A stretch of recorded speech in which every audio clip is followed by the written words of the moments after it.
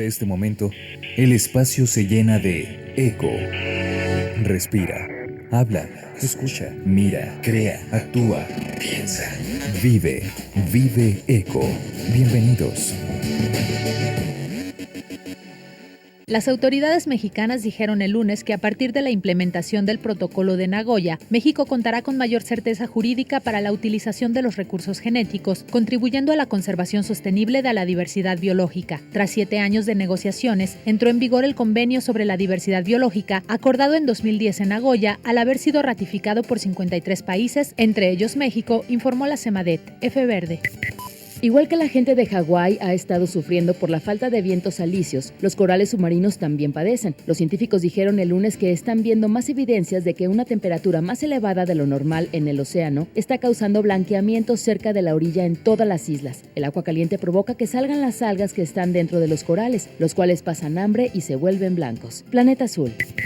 Un grupo de jóvenes de varias islas del Pacífico viajó en canoas tradicionales a Australia como parte de su campaña contra el cambio climático y para concienciar sobre el efecto del uso de combustibles fósiles en sus países. El grupo de los autodenominados guerreros climáticos aglutina a jóvenes de 13 naciones del Pacífico Sur que han perdido sus terrenos a consecuencia del aumento de los niveles de las aguas por el cambio climático, entre ellos la hija del presidente de las Islas Marshall.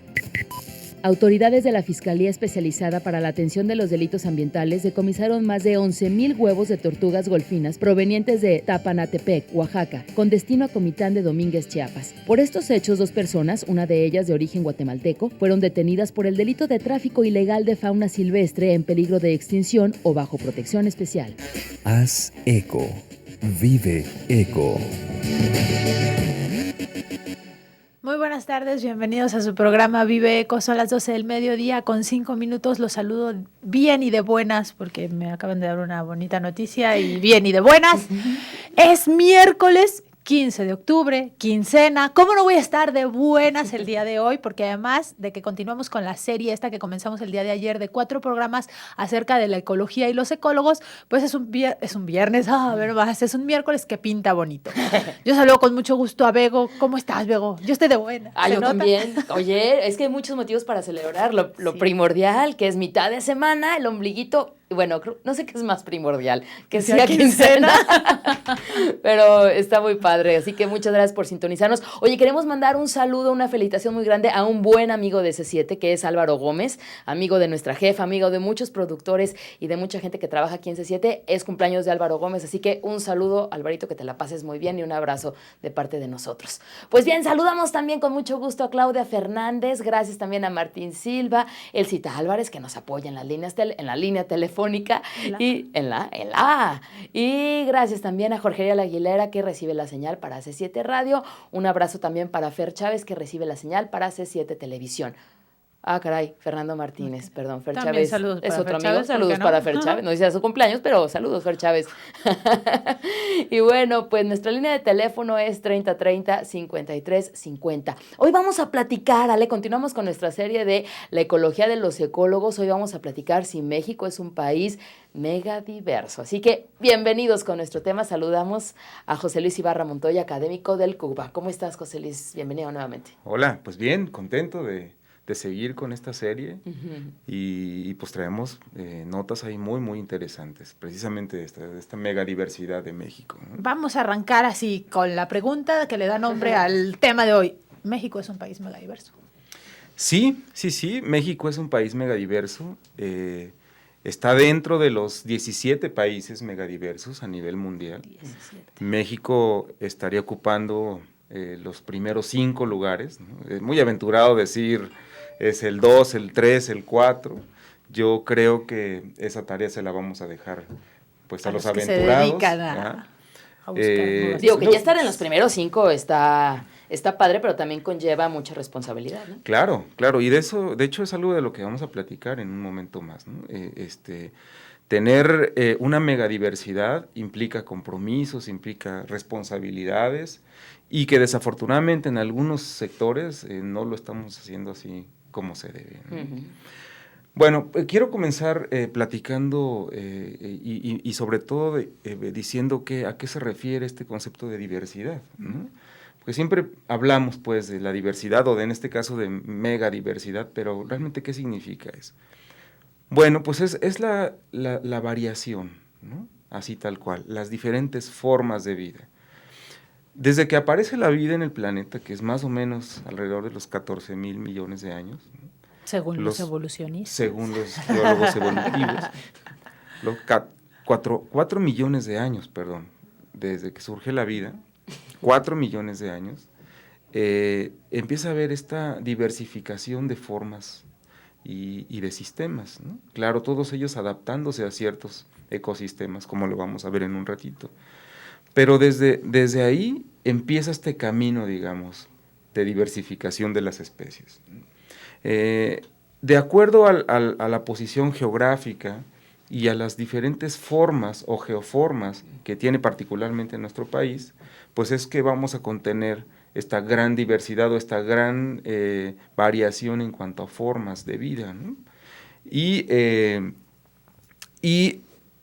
E incluso, dada esta situación, y como hace ratito lo comentábamos, este compromiso, México tiene que construir un organismo para el estudio y reconocimiento de esta gran diversidad, ¿no? Porque, bueno, una cosa es saberse megadiverso, pero pues ¿qué hacemos con esa diversidad, ¿no? ¿Dónde la ponemos? ¿Cómo la vamos a manejar? ¿Para qué nos sirve? Y no es hasta 1985 que se empieza a acuñar este término de biodiversidad en nuestro país, ¿no? 30 años. Ya antes sabíamos que existían diferentes formas de vida, pero se acuña el término hasta 1985. Fíjense, hace muy poquito, ¿no? Y de hecho se acuña en el sentido de resguardar no solamente las formas de vida, sino lo vamos haciendo desde los genes, los individuos, las poblaciones, los ecosistemas y los paisajes. O sea, implica no solamente la diversidad de formas de vida, sino también como estos análisis de diversidad. Seguramente han escuchado hablar de la diversidad genética, ¿no? O diversidad genotípica, que no implica necesariamente un organismo, ¿no? Sino ahí nos vamos más bien al ADN de los organismos. Y el ADN también tiene variaciones y también responde al ambiente y claro, a estas variaciones genéticas que son intrínsecas a cada uno de los organismos, ¿no? Vamos a nuestro corte y de regreso nos adentramos más a la megadiversidad de México. Nuestro teléfono es 3030-5350. Estamos en la segunda parte de esta serie, La ecología de los ecólogos. México es un país megadiverso. Regresamos. Haz eco. Vive eco. Haz eco. Vive eco. Estamos de regreso en Vive Eco, son las 12 del mediodía con 14 minutos y estamos hablando acerca de esta serie de programas que son la ecología y los ecólogos. El día de hoy estamos hablando de México es un país megadiverso, ya nos contestó nuestro invitado que sí. José Luis, ¿cuál es la razón por la que un lugar es megadiverso? ¿Que es porque tiene varios ecosistemas, por el clima, por lo que sea, y por qué México pues se considera megadiverso? Sí, yo creo que son todos los aspectos. Recordemos que México está situado en una posición geográfica muy interesante desde el punto de vista de la diversidad de paisajes. Tenemos selvas, tenemos bosques, tenemos pastizales, zonas costeras, y en selvas tenemos selvas tropicales, selvas húmedas, selvas bajas. Entonces, toda esta diversidad de paisajes pues es la que va a resguardar a todas las especies que tenemos y que conocemos, y muchas que aún no conocemos, ¿no? Generalmente vamos a tener registros de aquellas especies más grandes, que son visibles, pero seguramente hay muchas especies pequeñas, microscópicas, que aún no se registran. E incluso desde hace unos 7 u 8 años más o menos a la fecha, los microbiólogos son los que han tenido han reconocido y registrado un mayor número de especies, que antes era más difícil, siempre ha sido difícil verlas, pero ahora, pues con el desarrollo tecnológico, con estos microscopios, pues es mucho más sencillo reconocerlos. Eso por un lado, pero también recordemos que la diversidad biológica va ligada de la mano de la diversidad cultural. De hecho, hace ratito olvidé comentarlo, pero parte de esta megadiversidad involucrado en esta megadiversidad tenemos también a las especies cultivadas, ¿no? A las variedades. Y esto, bueno, pues no fuera posible sin la mano del hombre, ¿no? Claro, ¿cuántas variedades de maíz tenemos? Por para ejemplo, empezar, ¿no? ¿cuántas variedades de Como maíz? 90.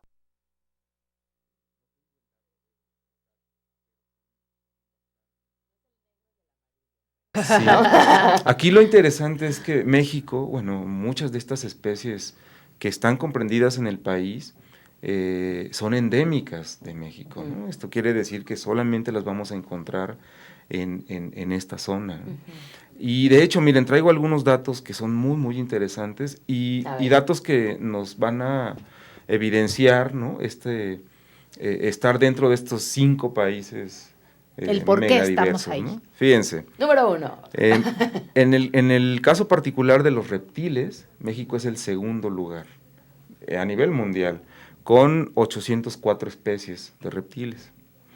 Para el caso de los mamíferos, ocupamos el tercer lugar, con 535 especies registradas. En el caso de los anfibios, somos el quinto lugar, con 361 especies. Igualmente, el caso de las plantas vasculares, pero ahí el número es más grande, son 23.424 especies. ¿Y en qué lugar estamos en plantas? En quinto. Y en el caso de aves somos el octavo, con 1.096 especies registradas. Entonces, fíjense, esto nos da una idea comparativa, pues, con el resto del mundo. Y hace ratito les comentaba yo que muchas de estas especies son endémicas, y, por ejemplo, hablando de especies endémicas, en el caso de los cactus, por ejemplo, el 40% de todos los cactus que hay a nivel mundial están aquí en México. El 40%. Por eso tenemos esta gran diversidad de frutos, ¿no? El choconostle, las tunas, las vinagas, los agaves, los cardones, pitayas, ¿no? En el caso, por ejemplo, de los encinos, México tiene el 20% del total de especies registradas para encinos. Entonces, fíjense, eso también nos coloca en una situación muy importante y de gran compromiso para nuestros bosques, ¿no? De pinos y encinos, que comprenden una muy buena parte de extensión del país. Y los magueyes, del total del número de magueyes que hay en el planeta, México tiene el 70% de magueyes. No hay un solo maguey, son muchas especies. Hay muchas especies reportadas en todo el país. Sobre Tequilana todo Weber, ¿no? Con el azul. Del azul, ajá. Sí, digo, eso solo es algunas por mencionar, sí, pero en realidad 70%. Tenemos el 70% de especies registradas de magueyes en México. Entonces, fíjense, eso conlleva a una responsabilidad muy, muy grande. Y México, de hecho, creo que ha adoptado muy bien esa responsabilidad. En 1994 se forma este órgano máximo de manejo y uso para la biodiversidad, que es la CONABIO, ¿no? La Comisión Nacional para Uso de la Biodiversidad, ¿no? Y la CONABIO hoy en día es de los departamentos, yo considero, incluso a nivel mundial, que mejor trabajan esta situación, ¿no? Ellos constantemente tienen programas de registro de especies, tienen una base de datos enorme, donde se registran todas las especies cultivadas y no cultivadas, silvestres, y uno puede tener además acceso a esa base de datos, porque siendo la biodiversidad una cuestión pública de todos, pues entonces todos tenemos el acceso a esa base de datos. Cualquier mortal como nosotros pudiéramos ir y visitar esa base de datos y encontrar cualquier especie que estuviéramos buscando, siempre y cuando esté registrada, ¿no? Oye, José Luis, ser un país megadiverso con estos compromisos, estas bellezas, esta riqueza, ¿qué onda con ser un país como de paso, que acoge aves migratorias, que acoge, no sé, en noviembre que vienen muchas aves, la mariposa monarca, las ballenas? ¿Eso también le da puntos para ser un país megadiverso por lo que le ofrece a estas especies que migran y nos visitan cada año? Por supuesto. Esta biodiversidad atiende, como hace ratito lo mencioné, a la diferencia también, a las diversidades de ecosistemas, ¿no? Entonces, México tiene esa situación, yo creo que principal o primordial, de contener estos ecosistemas que resguardan A lo mejor no toda la historia de vida de un organismo, pero sí parte de esa historia. Por ejemplo, en el caso de las ballenas que migran desde zonas norteñas y llegan aquí para reproducirse, pues imagínate, las condiciones están dadas en estos sitios para resguardar un evento tan importante en el caso de las ballenas como es la reproducción. Otros animales llegan a alimentarse, o como bien dices, son de paso, pero finalmente, aunque sean de paso, van a encontrar aquí recursos para poder reproducirse o alimentarse o cobijarse, ¿no? Resguardarse de las condiciones que de pronto no son las adecuadas en otras instancias donde ellos viven. Y también eso requiere un compromiso por parte de los mexicanos, ¿no? Claro, y a nivel internacional también, nivel porque internacional. imagínate que nuestros bosques de Oyamel estén deforestados y pues los gobiernos de Canadá y de Estados Unidos que dicen, ¿qué onda? No me estás resguardando, no estás protegiendo esta especie, ¿no? Claro. Sí. No, y de hecho, hoy en día hay un programa muy interesante de llevar a cabo la protección de zonas naturales, ¿no? Áreas naturales protegidas. Y todo el tiempo se están presentando zonas para ser candidatas a ser zonas o áreas naturales protegidas. Y eso es bien importante que se lleve a cabo, porque además se va a resguardar no solamente las especies, que es lo que estamos en mente, lo que tenemos en mente, como cuando pensamos en diversidad pensamos en especies, pero no solo eso, también vamos a resguardar la diversidad genética de cada una de estas especies, que al final de cuentas, y ya lo decía Darwin, la diversidad genética es como la materia prima de la evolución. Si no tenemos variación genética, no vamos a poder evolucionar. Y entonces eso es crucial en el camino evolutivo de cualquier especie, de cualquier gen, de cualquier especie, de cualquier población, e incluso de los ecosistemas. Y mira, Bego, no solo me voy para allá con el resguardo de especies silvestres, ¿no? Pensemos también en las especies cultivadas. Por ejemplo, hace ratito tocabas el tema del maíz. El maíz, México es centro de origen del maíz. Y gracias a esta diversidad cultural se ha desarrollado variaciones de otras razas, de otras variedades de maíz, muy importantes desde el punto de vista de la agricultura, ¿no? De la agricultura histórica incluso. Y bueno, ya ven que siempre tenemos desde hace unos años hemos tenido esta situación de las solicitudes de los famosos transgénicos, ¿no? En el caso particular del maíz. Y bueno, ahí es una responsabilidad también muy grande para nosotros, pues revisar muy bien estas solicitudes, tener conocimiento de todos los impactos que esto vaya a generar y si es viable o no es viable en un país como el de nosotros, con esta diversidad, con esta gran diversidad y con este compromiso que tendremos, ¿no? Las implicaciones que conllevaría tener cultivos, por ejemplo, no solo de maíz, por ejemplo, de algodón, ¿no? Algodón donde México también es centro de origen, ¿no? De algodón. Entonces, hay especies de plantas cultivadas que hoy en día están siendo introducidas y que, bueno, nosotros tendríamos que tener ese compromiso para saber si es posible o no, o cuánto es posible. Que esto también es competencia, pues, de la CONABIO, de los gobiernos y de las instituciones o de los cuerpos académicos, ¿no?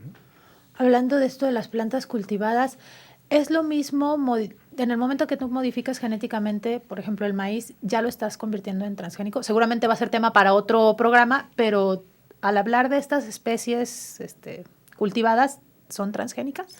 Sí, cuando tú modificas o introduces alguna parte de su genoma, o sea, modificas el genoma de una planta silvestre, ya se considera un organismo genéticamente modificado. Okay. Sí, y las empresas que desarrollan esta tecnología, porque hay que decirlo también, son tecnologías vanguardistas que requieren de especialistas y son tecnologías bastante buenas, hay que poner también atención en los riesgos. Y eso es de pronto lo que a veces nos ha estado faltando, conocer los riesgos a las siguientes generaciones, ¿no? A la F1, a la F2, a la F3, y los riesgos además de sembrarlos en cerca de cultivos convencionales de maíces silvestres, ¿no? Sí, ese es un problema. Y así como tenemos este problema que afectaría a la biodiversidad, hay otros problemas en los cuales tenemos que poner mucha atención. Por ejemplo, la pérdida del hábitat, ¿no? Por diversas razones, incendios, deforestación. Mano del hombre.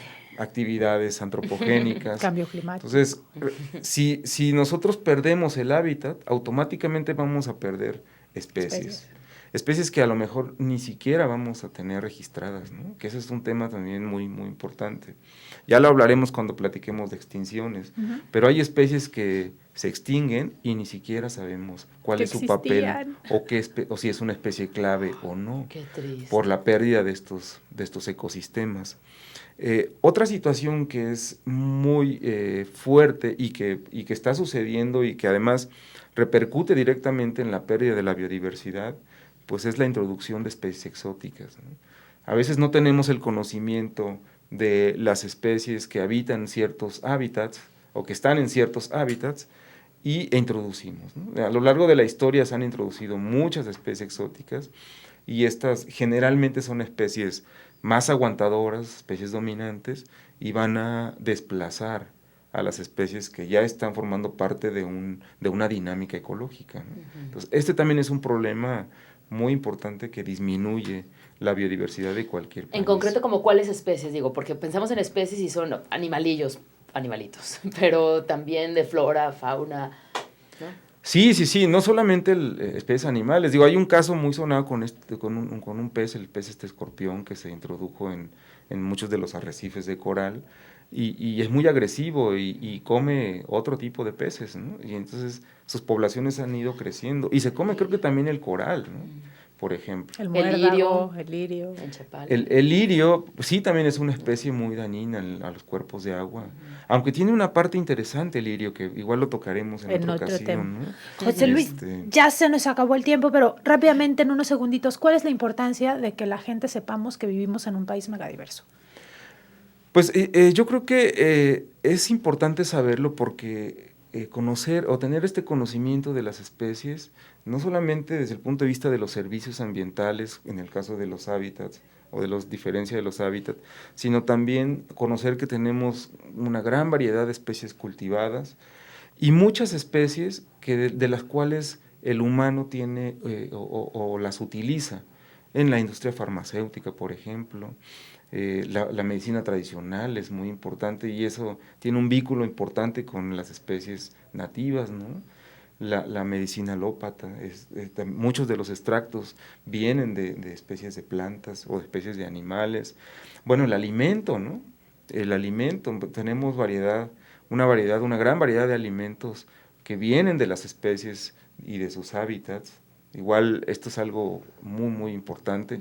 Por ejemplo, el caso estaba yo escuchando ahora en las noticias, el caso de una disminución drástica de las abejas, y las abejas son quienes polinizan muchas especies de plantas que nosotros nos alimentamos de esos frutos, ¿no? Claro. Entonces, de pronto uno dice, bueno, una abejita que anda por ahí, que de pronto hasta me puede picar y me lastima, pero es una especie clave que si se pierde, nos va a pegar durísimo en el sector alimenticio, ¿no?